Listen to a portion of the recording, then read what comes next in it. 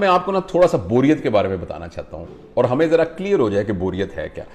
آپ نے دیکھیے بوریت کس کا مسئلہ ہے. بوریت کبھی آپ نے دیکھا ہے کسی بچے کا مسئلہ بوریت ہو؟ کبھی آپ نے دیکھا ہے کہ چھوٹا بچہ معصوم بچہ وہ بور ہو رہا ہو؟ وہ کبھی بھی بور نہیں ہوتا. چھوٹا بچہ کبھی بھی بور نہیں ہوتا.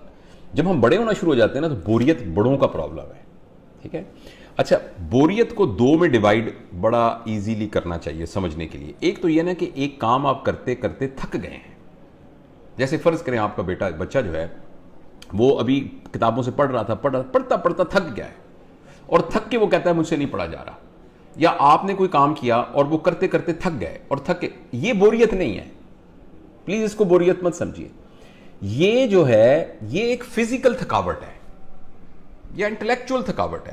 اچھا, اور ایک بات بہت ضروری سمجھنے کی ہے کہ ہماری تمام باڈی کو ریسٹ چاہیے ہوتا ہے. اگر آپ ہاتھ سے مسلسل کام کرتے رہیں تو آپ کا ہاتھ تھک جائے گا. آپ کے ہاتھ کو ریسٹ چاہیے. آپ کی آنکھیں مسلسل دیکھتی رہیں گی تو وہ بھاری ہو جائیں گی. ان کو بند کر کے نیند چاہیے, اس کو ریسٹ چاہیے.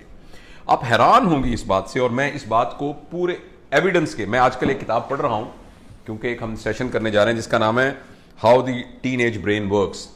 تو میں حیران ہوا اس کتاب میں پڑھ کے یہ بات کہ انسانی دماغ کو ریسٹ نہیں چاہیے.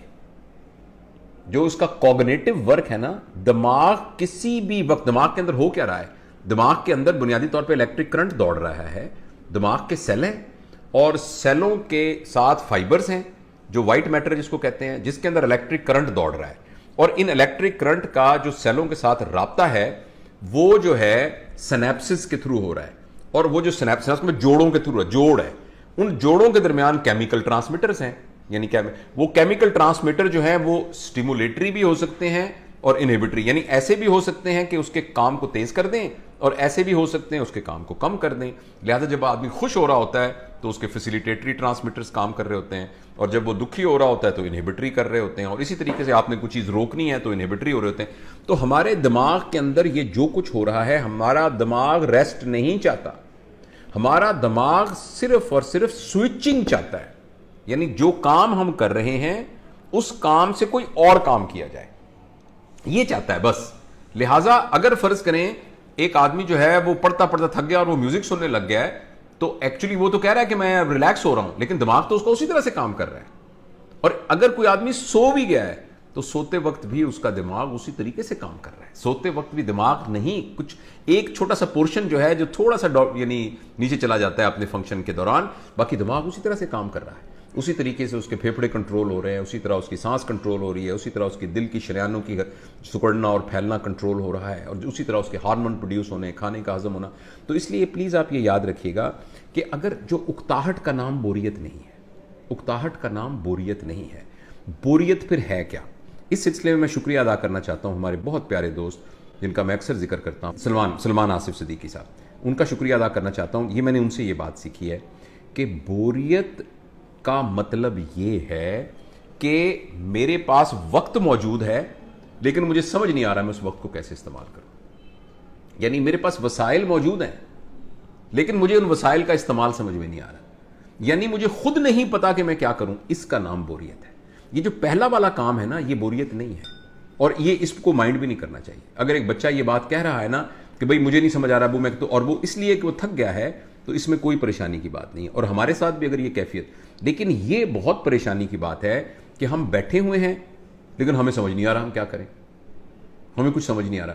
اور اس کا جو میں نے سلمان صاحب سے سیکھی ہے بات, وہ یہ ہے بڑی زبردست بات کہ اس کے پیچھے جو بنیادی چیز ہے وہ ہمارے معاشرے کے اندر اس بات کی تربیت ہے کہ پورے معاشرے کو لذت پسند معاشرہ بنا دیا گیا ہے. لذت پسند, لذت پسند کا اپوزٹ ہے معنی پسند, میننگ فل ہونا, اور اس کا اپوزٹ ہے انٹرسٹنگ ہونا.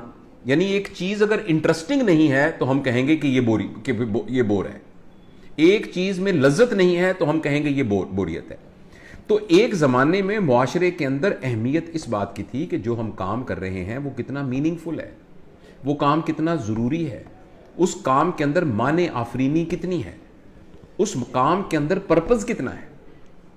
لیکن انفارچونیٹلی پورے معاشرے کی تربیت, خاص طور پر یہ جو کنزیومر سوسائٹی جس کا بانی ویسٹ ہے، جس کا بانی کیپٹلسٹ سوسائٹی ہے، سرمایہ دارانہ نظام ہے، اس سرمایہ دارانہ نظام کے اندر وہ نظام کی بقائی اس بات پر ہے کہ لوگوں کے اندر اتنی استطاعت پیدا کی جائے کہ وہ زیادہ سے زیادہ چیزیں خرید سکیں. جب وہ کنزیومر جسے سوسائٹی کہتے ہیں، جب وہ چیزیں بہت زیادہ خریدیں گے تو پیسے کی ریل بیل ہوگی. چیزوں کو زیادہ خریدنے کے لیے چیزوں کو اٹریکٹیو بنانا ہوگا. چیزوں کو اٹریکٹیو بنانے کے لیے اس کے اندر لذت پیدا کرنی ہوگی، اور اس لذت کو ایکچولی مارکیٹنگ کا بیسک پرنسپل بنانا ہوگا. جب ہم لذت کو مارکیٹنگ کا بیسک پرنسپل بنائیں گے اور اس کی بنیاد پر چیزوں کو مارکیٹ کریں گے تو لوگ چیزوں کے اندر لذت کو تلاش کریں گے. اور جب جو ہی وہ لذت کا لیول کم ہوگا، مزے کا لیول کم ہوگا، تو ان کو لگے گا کہ یہ چیز تو بے فائدہ ہے. اور اگر فرض کریں ہم بہت بور ہوتے ہیں، اور تو اس کا مطلب یہ ہے کہ ہمیں اپنے اوپر محنت کر کے اپنے لیے ایسے کاموں کو سلیکٹ کرنا ہوگا جو میننگ فل کام ہیں، جن کا کوئی پرپز ہے، جو ایسے کام ہیں جس سے میری گروتھ ہو رہی ہے، یا ایسے کام ہیں جو میں معاشرے کے لیے کر رہا ہوں.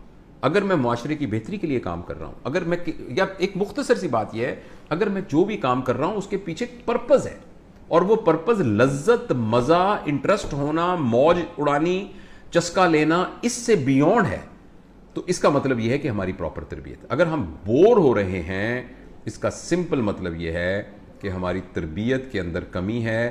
ہمیں سمجھ نہیں آ رہا کہ میں اپنی لائف کو میننگ فل کیسے بناؤں. میرے خیال میں بوریت کی اس سے بہتر ڈیفینیشن مجھے اور کوئی سمجھ میں نہیں آئی. تو میں یہی رکتا ہوں. میرے خیال میں بوریت کے بارے میں یہی بات ہے جو میں آپ سے کہنا چاہتا تھا.